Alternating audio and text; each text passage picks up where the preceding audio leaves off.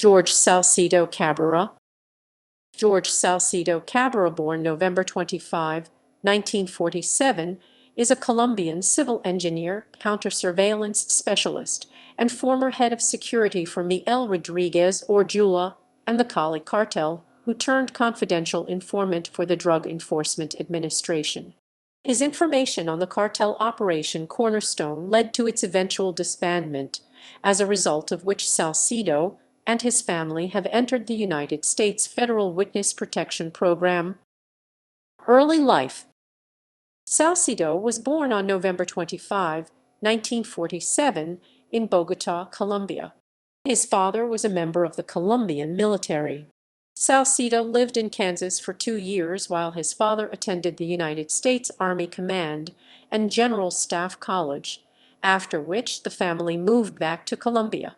He attended the University of Los Andes, from which he earned a degree in industrial economics. He joined the Army Reserve Division in Cali. Cali Cartel. Recruitment. Salcedo was invited to join the Cali Cartel in 1989, after Mario Del Basto, a member of Salcedo's reserve unit, made first introductions. Salcedo had previously worked on behalf of British commandos, who worked with the Colombian government to counter the Revolutionary Armed Forces of Colombia. At this initial meeting, the Cali Godfathers asked George to coordinate an attack on Pablo Escobar, a rival drug cartel leader. The two factions agreed, and George worked with the commandos to develop a plan of attack. In May 1989, the attack was set to occur, but heavy cloud cover resulted in a helicopter crash, with most of the commandos failing to make it to Escobar's hideout, Hacienda Naples. The attack was subsequently called off. Surveillance. After the failed raid, Salcedo continued monitoring the communications of national police and rival cartel.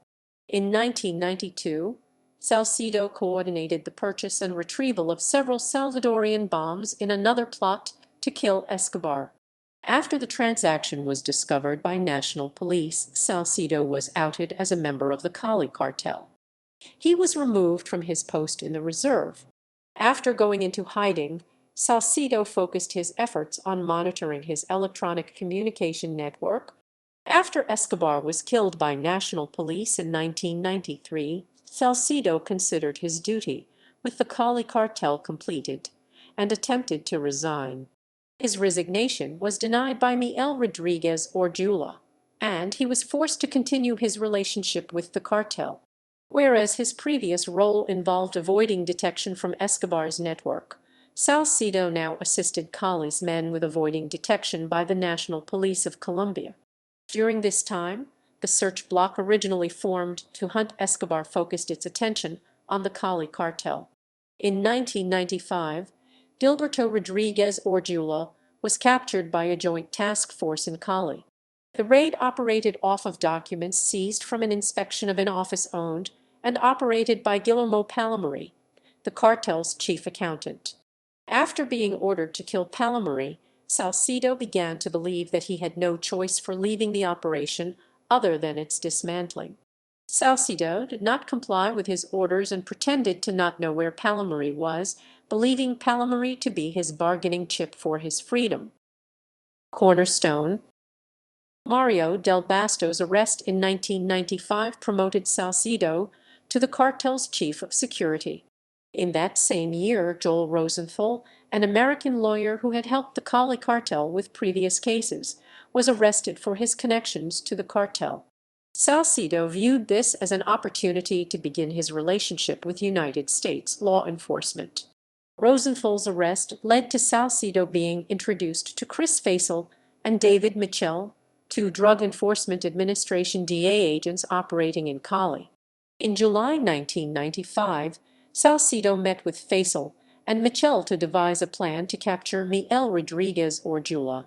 After George determined Miguel's location, the DA agents planned a raid of the apartment complex. While the scheme was initially designed to be a surprise, bureaucracy led to a prolonged siege of the apartment, which ended without an arrest.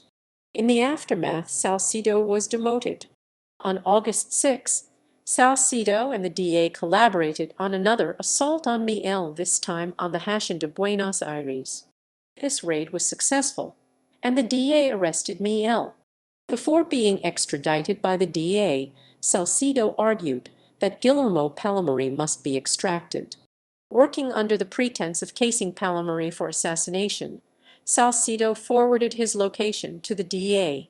Palomari was hesitant to respond to the DA offer, fearing it to be a ploy. Only through the recruitment of his wife did Guillermo agree to leave. William Rodríguez Orejuela, Miguel's son, suspected Salcedo to be the leak and reassigned Jorge's responsibilities. On August 12, the DA successfully collected Palomari and his family. Salcedo stayed in Colombia awaiting diplomatic permission from the Colombia government to leave. On August 26, 1995, after 6.5 years with the cartel, he was extradited to the United States. He entered the Federal Witness Protection Program, where he remains to this day. In media, Salcedo was portrayed by Macias Varela in the third season of the Netflix-produced television series Narcos. Salcedo was consulted on the show and provided feedback on the role he played in the prosecution and arrest of the Rodríguez Orejuela brothers. The Colombian television series En la Boca del Lobo focuses on the years Salcedo worked for the Cali Cartel. Salcedo appears under the name of Ricardo Salgado and is portrayed by Luis Fernando Hoyos.